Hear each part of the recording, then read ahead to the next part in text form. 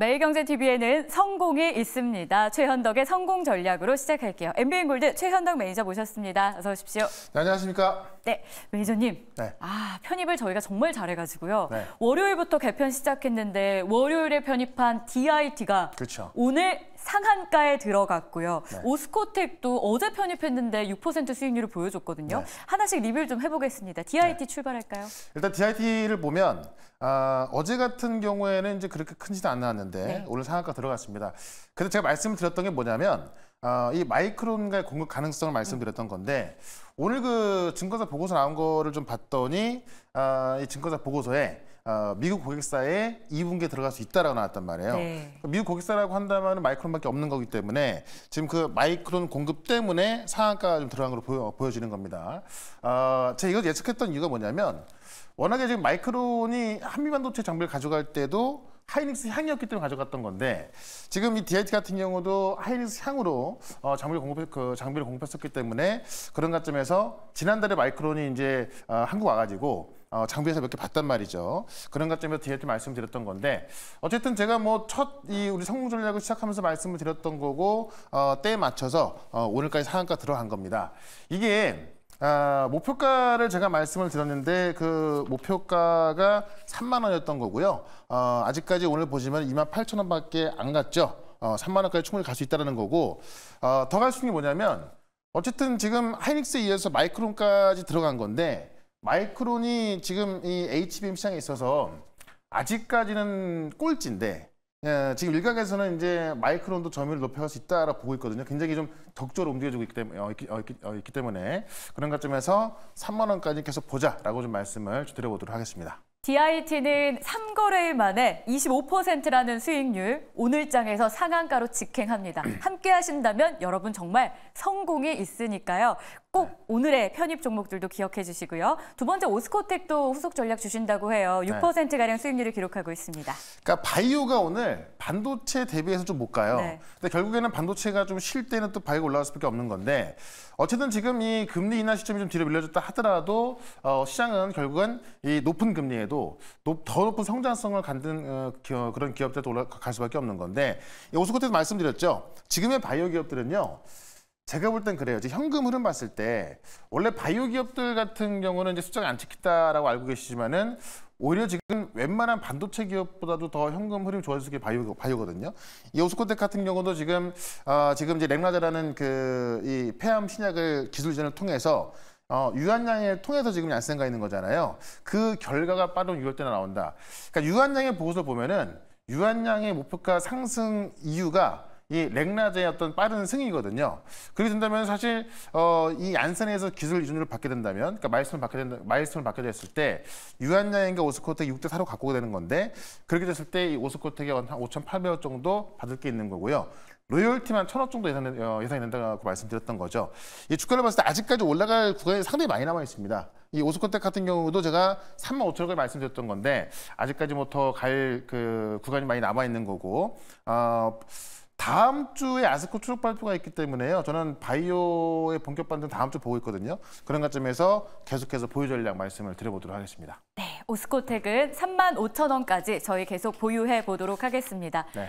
진짜 3거래일 만에 성공이 벌써 이루어졌네요. 네. 성공 전략 본격적으로 출발해 볼 텐데요. 네. 자, 시장 점검부터 좀 해봐야 될 것 같습니다. 네. 저희가 10시 구간만 하더라도 코스닥 지수가 2% 가깝게 어제의 하락을 만회하지 않을까라는 기대감이 있었는데 그렇죠. 조금 상승분을 반납했더라고요. 네. 그러니까 아침에 올랐다가 그 상승폭을 좀 반납했는데 네. 지금 이제 시장이 우리가 원달러 환율이 급등하면서 올라가다 보니까는 많은 분들이 그런 부분을 좀 불안해하고 있죠.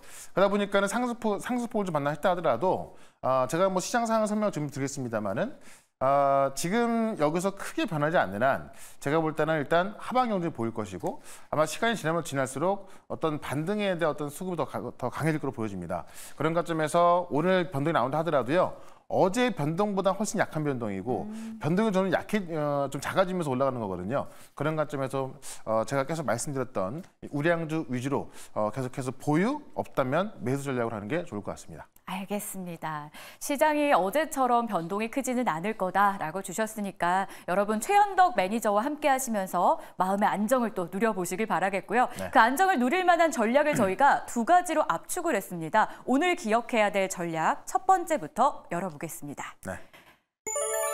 금리 인하 이슈가 사실 있었잖아요. 네. 이 인하가 지연된다. 네. 결국 인상이 이루어지지 않을까라는 우려감이 네. 있었는데 없다고 보시네요? 그러니까 이게 어제까지만 하더라도 원 달러가 계속 급등했던 거고 달러 지수가 올라간 게 이 인상하지 않을까. 그러니까 지금은 데이터를 보게 되면은 네. 3월달에 CPI가 올라와 있단 말이에요. 그리고 지금 소매 데이터 같은 경우는 예상보다 2배가 높습니다. 그러니까 시장에서는 금리 인하는커녕 오히려 올려야 되는 거 아니냐라고 했던 거고 몇몇 연준위원들이 올릴 수도 있다는 발언이 나오다 보니까는 시장에서 가장 두려웠던 거는 여기서 인상하면 어떡하지 이런 거였던 겁니다. 그러니까 어저께 근데 파월 의장이 발언했던 건데 파월 의장의 발언을 보게 되면은 그 전까지만 하더라도 사실 지연 얘기가 없었거든요. 근데 어제 같은 경우 파월 의장이 이 지연 이야기를 하면서 지연할 수 있다라고 한 건데 그 다음에 인상에 대해서 얘기가 없던 거죠. 그러니까 시장 어떻게 보냐면은 인상을 하면 되게 무서웠던 건데 인상은 없네. 금리나 지연만 하는 거라고 한다면은 늦어도 8월달, 9월달 지원할 것이고 하반기까지 한두 차례 금리 인하 있을 것이다.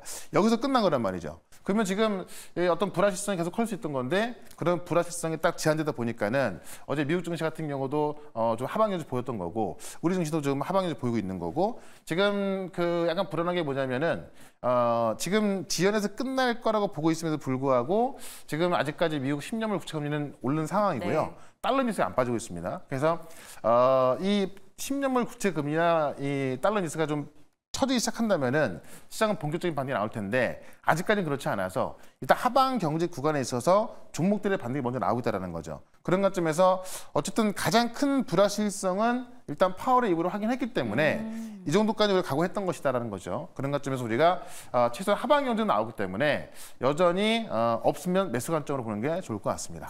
하방 경직은 확인했다. 결국 악재를 보지 않고 우리가 그렇죠. 어떻게 소화하느냐의 문제였는데요. 저희가 최현덕 매니저의 코멘트를 기억해봐야 될 것 같고요. 두 번째, 성공 전략도 확인을 해보겠습니다. 네. 자, 최현덕 매니저의 의견은 이렇습니다. 사실 환율에 대한 우려감이 좀 있는데 네. 여기에 비밀이 있는데 그게 외국인의 배당금이라고요? 네. 그러니까 4월달에 이제 배당금이 많다 보니까는 네. 외국인이 배당금을 송금하는 과정에서 원달러 환율이 상방으로 갈 수 있다라고 원래 우려했던 건데 그게 최근에 나온 것으로 보인다라는 거죠. 그러니까 사실 달러 인덱스 대비해서 원달러가 더 많이 올라갔습니다. 어제 같은 경우도 1,400원까지는 가지 않을 거라 봤던 건데 같은 부분이 있었고요. 그게 이제 우리 같은 경우는 지금 배당금 지급이 원래 연말에서 이제 3월달 좀 밀리면서 많은 부분도 좀 이연됐던 거고요. 4월달에 그런 배당금 지급이 이제 좀 몰리다 보니까는 이 배당금 송금에 대한 어떤 역수요 환율이 났다라는 거죠. 그런 관점에서 최근에 이제 좀 유독 원달러가 올랐던 그런 부분이 이 외국인 배당금 때문이기 때문에 이게 뭐 하루 이틀 만에 끝날 것 같지는 않고요. 며칠 갈 수 있겠죠. 다만 이런 부분이 이 원달러가 올라가는 걸 봤을 때 우리가 항상 어떤 금리나 지연이라든가 또는 금리가 우리 인상할 수 있다는 네. 그런 우려감이 있던 건데 그런 것이 아니라 외국인 배당금에 대한 역수요 때문에 그런 걸 보여주기 때문에 이 원달러 급등은 일단 단기적으로 끝날 수가 있고 이게 좀 제한돼서 이제 다시 안정을 한다고 하면은 우리 시장은 꽤나 빠른 속도로 좀 올라갈 수 있다. 좀 이렇게 좀 보시면 될 것 같습니다. 장기보다는 단기적인 이슈로 마무리될 가능성. 그렇죠. 외국인의 배당금이 환율 움직임의 최근 비밀이었다.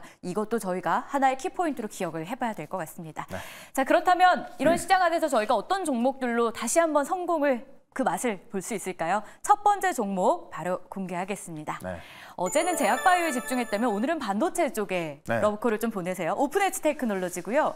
요즘 시장을 보면 이번 주는 좀 부진했지만 네. 종목 이름 앞에 혹은 테마 앞에 AI가 붙으면 그렇죠. 그냥 막 상승을 하기도 하잖아요. 네. 근데 삼성이 만드는 AI 반도체예요. 그러니까 사실 이 AI 반도체는요, 지금 엔비디아만 만들고 있는 겁니다. 그리고 많은 빅테크 기업들이 만들겠다라고 하고 있고 설계하고 있는데 실질적으로 이제 그런 빅테크 기업들을 모아가지고 이 오픈 AI가 이 반도체 연합군을 만들겠다라고 이제 지난번에 발표했던 건데 그 중심에 삼성 삼성 파운드에 있을 것이다라고 보는 거죠. 그래서 또 밑에부터 보시면은 이 오픈AI 중심의 반도체 연합 출범 임박했다라는 게 이게 지금 삼성의 고위 관계자 입을 통해 나온 얘기거든요. 네. 그래서 거의 좀 확실한 거로 보여주고 있는 거고 임박했다고 했기 때문에 조만간 어떤 뭐 발표까지는 아니다 하더라도요. 그런 어떤 좀 그 이정표라든가 지도가 나오지 않을까라고 보고 있는 겁니다. 그 중심에 어쨌든 오픈AI가 삼성 그 이 AI 반도체 설계에서 생산한다고 한다면은 TSMC도 거론되고 있었습니다만 사실 TSMC 같은 경우는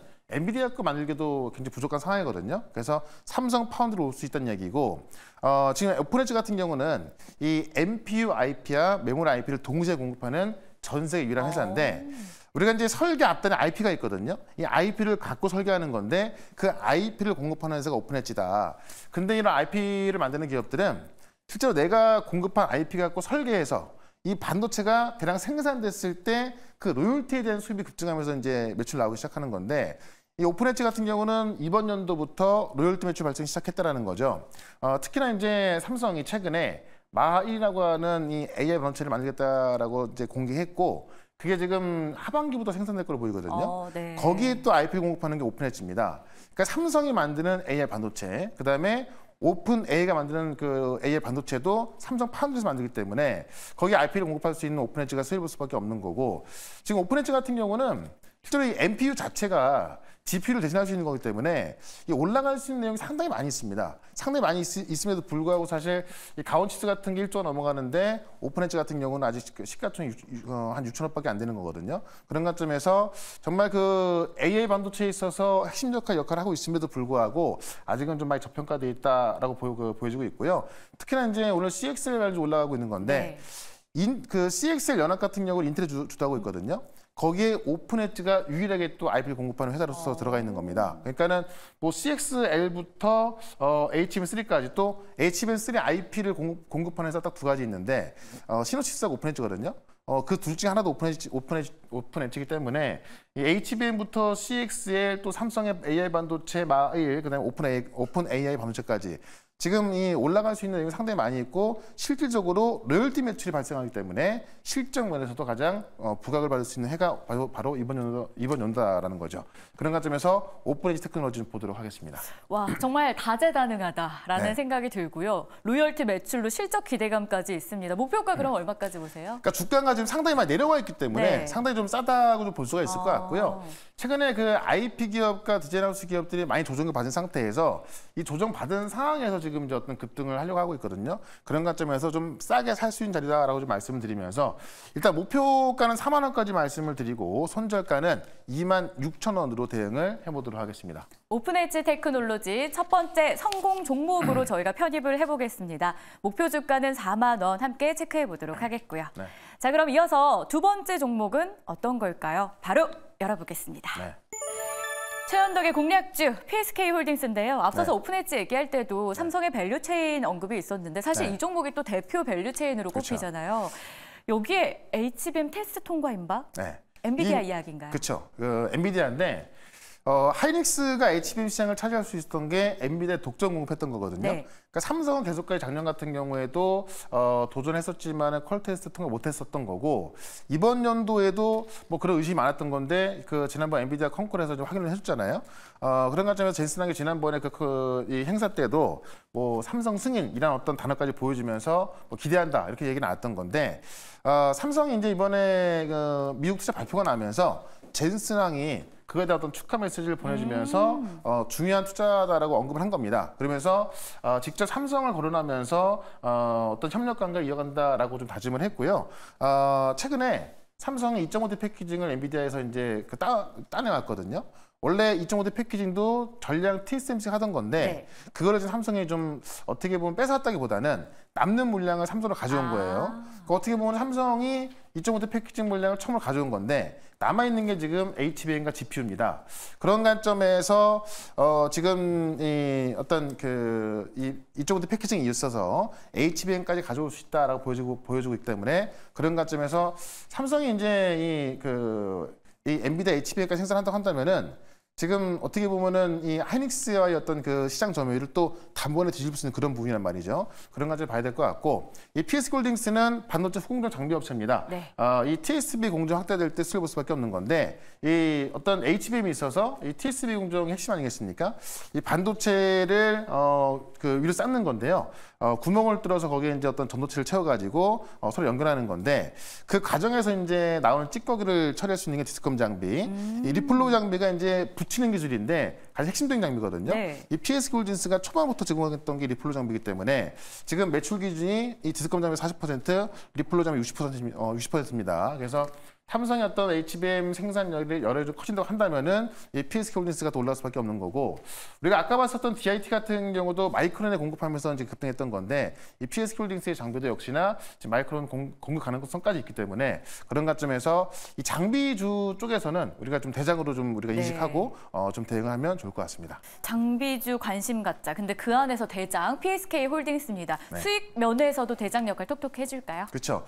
일단 지금 1조 원이 좀 넘어가고 있거든요. 네. 그러니까 한미 반도체 본다면 지금 벌써 5조 원 넘어가고 있어서 그 정도의 위치까지도 뭐 그 정도까지는 못하겠습니다만은 충분히 좀 비슷하게 갈 수 있다는 건데, 최근에 이 올라가는 장비 종목들을 보시면은 이 HBM 관련 후공정 기업들은 신고가를 돌파해서 막 올라가고 있는 건데, 여기서 이제 관련이 있었지만은 실제로 공급이 안 되는 기업들은 다 바닥에 있거든요. 그러니까 실제로 이 바닥에 있는 기업들이 공급하기는 올라가겠습니다만은 공급을 못하던 기업들이 공급하기는 상당히 어렵습니다.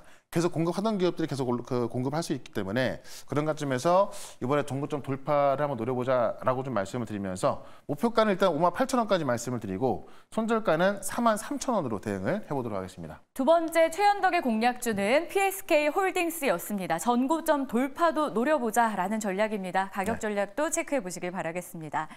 자, 이렇게 좋은 정보들을 많이 주시니까 아쉬워요 하는 분들을 위해서 또 무료 방송이 준비되어 있잖아요. 네, 4시에 무료 방송이 있는데 지금 시장이 상당히 어려운 구간에서 지금 돌아나가고 있기 때문에 어떤 종목을 갖고 있는지 좀 중요할 것 같고, 시장 반등이 어떻게 진행될지가 중요할 것 같습니다. 시장 분석하고요.